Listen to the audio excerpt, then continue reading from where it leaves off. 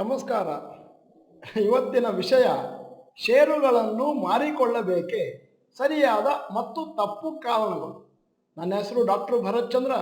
ವಿಡಿಯೋಗಳ ಉದ್ದೇಶ ಕನ್ನಡಿಗರ ಸೇವೆ. ನಮಗೆ ಸಾಮಾನ್ಯವಾಗಿ live session, question answer session ಮಾಡಬೇಕಾದ್ರೆ ಜನ ಕೇಳುವ ಒಂದು ಸಾಮಾನ್ಯ ಪ್ರಶ್ನೆ ಏನು ಅಂತಂದ್ರೆ, shall I buy, hold or sell a stock? ಅಂದ್ರೆ ನೀವು ಫಂಡಮೆಂಟಲ್ ಅನಾಲಿಸಿಸ್ ಅನ್ನು ಮಾಡೋದನ್ನು ಕಲಿಬೇಕಾಗುತ್ತೆ. ಫಂಡಮೆಂಟಲ್ ಅನಾಲಿಸಿಸ್ ಅನ್ನು ಮಾಡೋದನ್ನು ನೀವು ಕಲಿಯಬೇಕೆ ವಿನಃ ಇತರರು ಹೇಳಿದ್ದನ್ನು ಯಾವುದನ್ನು ನೀವು ಫಾಲೋ ಮಾಡಬಾರ್ದು ಅನ್ನುವಂಥದ್ದು ಡಾಕ್ಟರ್ ಭರತ್ ಚಂದ್ರ ಅವರ ಕಾರ್ಯಾಗಾರದ ಮುಖ್ಯ ಉದ್ದೇಶ. ಯಾಕಂತಂದ್ರೆ ನಾನು ಹೇಳಿದ್ರು ಕೂಡ, ಅಥವಾ ಇತರರು ಹೇಳಿದ್ರು ಕೂಡ, ಅಥವಾ ಯಾರೇ ಹೇಳಿದ್ರು ಕೂಡ ಕೇಳಬಾರ್ದು. ನಿಮ್ಮದೇ ಆದಂಥ ವೈಜ್ಞಾನಿಕ ತಳಹದಿ ಇದ್ರೆ ಒಳ್ಳೆಯದು ಅನ್ನುವಂಥದ್ದು ನಮ್ಮ ಅಭಿಪ್ರಾಯ. ಡಾಕ್ಟರ್ ಭರತ್ ಚಂದ್ರ ಗ್ರಾಜ್ಯುಯೇಟ್ಸ್ಗೆ ನಾವು ಸಾಮಾನ್ಯವಾಗಿ ಕಾರ್ಯಾಗಾರದಲ್ಲಿ ಹೇಳುವಂಥ ವಿಷಯ. ಒಮ್ಮೆ ನೀವು ಫಂಡಮೆಂಟಲ್ ಅನಾಲಿಸಿಸ್ ಮಾಡಿದ ಮೇಲೆ ಆ ಶೇರನ್ನು ಹೋಲ್ಡ್ ಮಾಡಬೇಕಾ, ಸೇಲ್ ಮಾಡಬೇಕಾ ಅನ್ನುವಂತಹ ನಿರ್ಧಾರವನ್ನು ಕೂಡ ನೀವು ಪ್ರಮುಖವಾಗಿ ನಿಮ್ಮ ಕಡೆಯಿಂದಲೇ ತಗೊಳ್ಬೇಕಾಗುತ್ತೆ. ಈಗ ನಿಮ್ಮ ಮುಂದೆ ಒಂದಷ್ಟು ಕಾರಣಗಳನ್ನು ಇಡ್ತಾ ಇದ್ದೇನೆ, which are the right reasons for selling. ಮೊದಲನೇದು ರಾಂಗ್ ಅನಾಲಿಸಿಸ್.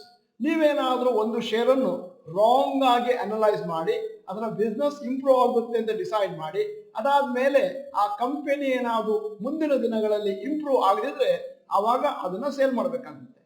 ಈಗ ಎರಡನೆಯ ಕರೆಕ್ಟ್ ರೀಸನ್ ಸೇಲ್ ಮಾಡಲಿಕ್ಕೆ ಚೇಂಜಿಂಗ್ ಆರ್ ಡಿಟ್ರಿಯೇಟಿಂಗ್ ಫಂಡಮೆಂಟಲ್ಸ್. ನೀವು ಯಾವುದಾದ್ರೂ ಒಂದು ಶೇರನ್ನು ತಗೊಂಡು ಅದು ಕಂಟಿನ್ಯೂಸ್ ಆಗಿ ಪುವರ್ ಪರ್ಫಾರ್ಮೆನ್ಸ್ ಕೊಡ್ತಾ ಇದ್ರೆ ಮತ್ತು ಅದರ ಬಿಸ್ನೆಸ್ಸು, ಪ್ರೊಡಕ್ಟ್ಸು ಸರಿ ಇಲ್ಲ ಮತ್ತು ಅಬ್ಸಲ್ಯೂಟ್ ಆಗೋಗಿದೆ, ಮತ್ತೆ ಮಾರುಕಟ್ಟೆಯ ಶೇರ್ ಕಮ್ಮಿ ಆಗ್ತಾ ಇದೆ ಅಂತಂದ್ರೆ ಆವಾಗ ನೀವು ಆ ಶೇರನ್ನು ಮಾರ್ಕೋಬೇಕಾಗುತ್ತೆ. ಯಾವುದೇ ಷೇರು ಕೆಳಗೆ ಹೋಗ್ಲಿಕ್ಕೆ ಎರಡು ಕಾರಣಗಳು, ಒಂದು ಪರ್ಮನೆಂಟ್ ರೀಸನ್ಸ್, ಮತ್ತೊಂದು ಟೆಂಪರರಿ ರೀಸನ್ಸ್. ಪರ್ಮನೆಂಟ್ ರೀಸನ್ಸ್ ಇದ್ರೆ ಅದನ್ನು ಸೇಲ್ ಮಾಡಲೇಬೇಕಾಗುತ್ತೆ. ನಾವು ನಮ್ಮ ಕಾರ್ಯಾಗಾರದಲ್ಲಿ ಸಾಮಾನ್ಯವಾಗಿ ಹೇಳುವುದೇನು ಅಂತಂದ್ರೆ, ನೀವು ಯಾವುದಾದ್ರೂ ಒಂದು ಶೇರನ್ನು ಫಂಡಮೆಂಟಲ್ ಅನಾಲಿಸಿಸ್ ಮಾಡಿ ತಗೊಂಡ ಮೇಲೆ 2-3 ವರ್ಷ ಚೆನ್ನಾಗಿತ್ತು, ಅದಾದ್ಮೇಲೆ ಸಡನ್ ಆಗಿ ಕೆಳಗೆ ಹೋಗ್ಲಿಕ್ಕೆ ಪ್ರಾರಂಭ ಆದ್ರೆ ಆಗ ನೀವು ಪ್ರಾಫಿಟ್ ಲಾಸ್ ಅಕೌಂಟ್ ಅನ್ನು ತಪ್ಪದೆ ನೋಡ್ಬೇಕಾಗುತ್ತೆ, ಬ್ಯಾಲೆನ್ಸ್ ಶೀಟ್ ಅನ್ನು ಕೂಡ ನೋಡ್ಬೇಕಾಗುತ್ತೆ. ಯಾವುದಾದ್ರೂ ಒಂದು ಶೇರಿನ ಪ್ರಾಫಿಟ್ ಕಂಟಿನ್ಯೂಸ್ ಆಗಿ 3 ಕ್ವಾರ್ಟರ್ನಲ್ಲಿ ಕಮ್ಮಿ ಆಯಿತು ಅಂತಂದ್ರೆ it is an indication to sell ಅನ್ನುವಂಥದ್ದು ನಮ್ಮ ಡಾಕ್ಟರ್ ಭರತ್ ಚಂದ್ರ ಗ್ರಾಜ್ಯುಯೇಟ್ಸ್ಗೆ ಎಲ್ಲರಿಗೂ ತಿಳಿದಿರುವಂಥ ವಿಚಾರ. ಈಗ ಮೂರನೆಯ ಕಾರಣ, money required for goals in life. ಇದು ಕೂಡ ಒಂದು ಪ್ರಮುಖವಾದ ಕಾರಣ. ಯಾಕಂದ್ರೆ ನೀವು ಷೇರು ಮಾರುಕಟ್ಟೆಯಲ್ಲಿ ಹಣವನ್ನು ಕ್ರೋಢೀಕರಣ ಮಾಡಿಕೊಳ್ಳುತ್ತಿರುವ ಪರ್ಪಸ್ ಏನು ಅಂತಂದ್ರೆ, ಮುಂದೆ ನನ್ನ ಜೀವನದಲ್ಲಿ ಬೇಕಾದ ಗುರಿಗಳಿಗೆ ಬೇಕಾದ ಹಣವನ್ನು ಜೋಡಿಸ್ಕೊಳ್ಳೋದು. ಉದಾಹರಣೆಗೆ ಮಕ್ಕಳ ಎಜುಕೇಶನ್ ಇರ್ಬೋದು, ಮದುವೆ ಇರ್ಬೋದು, ಇಲ್ಲ ಹೊಸ ಮನೆ ಕೊಂಡ್ಕೊಳ್ಳೋದಿರ್ಬೋದು, ಇಲ್ಲ ರಿಟೈರ್ಮೆಂಟ್ ಕಾರ್ಪಸ್ ಇರ್ಬೋದು. ಅಂತಹ ಸಮಯದಲ್ಲಿ ನೀವು ನಿಮ್ಮ ಷೇರುಗಳನ್ನು ಸಂಪೂರ್ಣವಾಗಿ ಸೇಲ್ ಮಾಡ್ಬೋದು, ಇಲ್ಲ ಪಾರ್ಷಿಯಲಿ ಸೇಲ್ ಕೂಡ ಮಾಡ್ಬೋದು. ಇಲ್ಲಿ ಒಂದು ವಿಚಾರವನ್ನು ನಿಮ್ಮ ಗಮನಕ್ಕೆ ತರಲೇಬೇಕಾಗುತ್ತೆ. ಬಹಳಷ್ಟು ಜನ ಷೇರು ಮಾರುಕಟ್ಟೆಯಲ್ಲಿ ಷೇರುಗಳನ್ನು ಮಾರುವ ಕಾರಣ ಏನು ಅಂತಂದ್ರೆ, ಯಾವುದೋ ಒಂದು ವೆಕೇಶನ್ ಹೋಗ್ಲಿಕ್ಕೆ, ಇಲ್ಲ ಮನೆಯಲ್ಲಿ ಯಾವುದಾದ್ರೂ ಟಿವಿ, ವಾಷಿಂಗ್ ಮಿಷಿನ್ ಕೊಳ್ಳುವುದಕ್ಕೆ. ಇದು ರಾಂಗ್ ರೀಸನ್ ಅಂತ ನಿಮಗೆ ನಾನು ತಿಳಿಯಪಡಿಸ್ತಾ ಇದ್ದೇನೆ. ಈಗ ನಾಲ್ಕನೆಯ ಕಾರಣ, right reason for selling, better opportunities available. ಕೆಲವೊಮ್ಮೆ ನೀವು ಯಾವುದೋ ಒಂದು ಕಂಪನಿಯ ಶೇರನ್ನು ತಗೊಳ್ತೇವೆ, ಅದು ಅಂಡರ್ ಪರ್ಫಾರ್ಮೆನ್ಸ್ ಕೊಡ್ತಾ ಇರುತ್ತೆ 1 ವರ್ಷ, 2 ವರ್ಷ, 3 ವರ್ಷ. ಅದೇ ಸಮಯದಲ್ಲಿ ನೀವು ಇನ್ನೊಂದು ಶೇರನ್ನು ಅಬ್ಸರ್ವ್ ಮಾಡ್ತೀರಿ, ಅದು ದಿನ ದಿನ ಮೇಲಕ್ಕೆ ಹೋಗ್ತಾ ಇರುತ್ತೆ ಮತ್ತು ಅದರ ಫಂಡಮೆಂಟಲ್ ಈ ಪರ್ಟಿಕ್ಯುಲರ್ ಶೇರಿಗಿಂತ ಇನ್ನೂ ಚೆನ್ನಾಗಿರುತ್ತೆ. ಈಗ ನೀವು ಈ ಪರ್ಟಿಕ್ಯುಲರ್ ಶೇರ್ ಇಂಪ್ರೂವ್ ಆಗುತ್ತೆ ಅಂತ ಕಾದ್ರೆ ಒಂದು ಒಳ್ಳೆ ಆಪರ್ಚುನಿಟಿ ಹೊರಟೋಗುತ್ತೆ.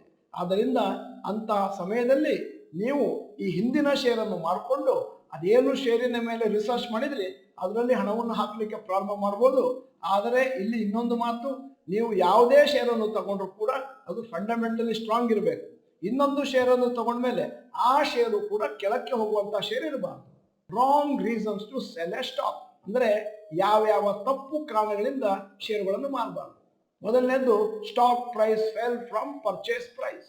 ಅಂದ್ರೆ ಬಹಳಷ್ಟು ಜನ ಏನ್ ತಿಳ್ಕೊತಾನೆ ಅಂತಂದ್ರೆ, ನಾನು ಷೇರು ತೆಗೆದುಕೊಂಡ ಮೇಲೆ ಅದು ನಿರಂತರವಾಗಿ ಮೇಲಕ್ಕೆ ಹೋಗ್ಬೇಕು, ಕೆಳಕ್ಕೆ ಬಂತು ಅಂತಂದ್ರೆ ಅಯ್ಯೋ ಲಾಸ್ ಆಗ್ತಾ ಇದೆ ಅಂತ ಸೇಲ್ ಮಾಡ್ಲಿಕ್ಕೆ ಹೋಗ್ತಾರೆ.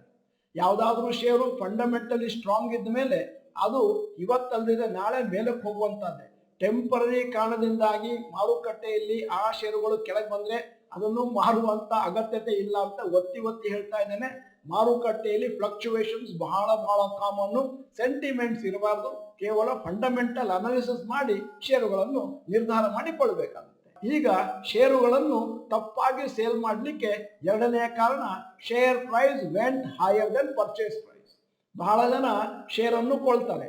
ಅವರ ಪರ್ಪಸ್ ದೀರ್ಘಾವಧಿ ಹೂಡಿಕೆ. ಅದಾದ್ಮೇಲೆ ಷೇರು ಕೊಂಡ ಮೇಲೆ ಅದು ಸಡನ್ ಆಗಿ 5-10% ಮೇಲಕ್ಕೆ ಹೋಯ್ತು ಅಂತಂದ್ರೆ, ಇದೀಗ ಮೇಲಕ್ಕೆ ಹೋಗಿದೆ, ಇನ್ನು ಪುನಃ ಕೆಳಕ್ಕೆ ಬಂದ್ಬಿಡ್ತದೆ ಅಂತ ಬೇಸರಿಸಿಕೊಂಡು ಒಂದು ಒಳ್ಳೆಯ ಉತ್ಸಾಹದಿಂದ ಆ ಶೇರನ್ನು ಮಾರ್ತಾರೆ. ಮುಂದೆ ಆ ಶೇರನ್ನು ಪರ್ಚೇಸ್ ಮಾಡೋದೇ ಇಲ್ಲ. ಅಲ್ಲಿಗೆ ಮುಂದಿನ ದಿನಗಳಲ್ಲಿ ಚಕ್ರಬಡ್ಡಿಯಲ್ಲಿ ಬರುವಂತಹ ಪ್ರಾಫಿಟ್ ಎಲ್ಲ ನಿಂತು ಹೋಗುತ್ತೆ. ದೀರ್ಘಾವಧಿಯಲ್ಲಿ ಶೇರನ್ನು ಕೊಂಡಿದ್ರೆ ಮತ್ತು ಫಂಡಮೆಂಟಲಿ ಸ್ಟ್ರಾಂಗ್ ಆಗಿದ್ರೆ ಅದನ್ನ ನೀವು ಕನಿಷ್ಠ ಪಕ್ಷ 5, ಇಲ್ಲದಿದ್ರೆ 10, 15, 20 ವರ್ಷ ಇಟ್ಕೊಂಡ್ರೆ ನಿಮಗೆ ಬೇಕಾದಷ್ಟು ಹಣ ಬರುತ್ತೆ. ಮತ್ತು ಹಣ ಲಕ್ಷದಲ್ಲಿ ಬರೋದಿಲ್ಲ, ಕೋಟಿಯಲ್ಲಿ ಬರುತ್ತೆ. ಆದ್ದರಿಂದ ಎರಡು ವಿಷಯಗಳನ್ನು ಕೂಡ ಗಮನದಲ್ಲಿಟ್ಕೊಳ್ಬೇಕು. ಸರಿಯಾದ ಕಾರಣದಿಂದ ಮಾರುವಂತಹದ್ದು ಮತ್ತು ತಪ್ಪು ಕಾರಣದಿಂದ ಮಾರುವಂತಹದ್ದು. ಈ ಸಂದರ್ಭದಲ್ಲಿ ಒಂದು ಉದಾಹರಣೆ ಕೊಡಬೇಕು. ನಮ್ಮ ಸ್ನೇಹಿತರೊಬ್ರು ಸರ್ಜನ್ ಕ್ಲಾಸ್ಮೇಟ್ ಫೋನ್ ಮಾಡಿದ್ರು, ಒಂದಷ್ಟು ಷೇರುಗಳ ಹೆಸರು ಹೇಳಿ ಅಂತ. ನಾನು ಹೇಳಲಿಕ್ಕೆ ರೆಡಿ ಇರಲಿಲ್ಲ.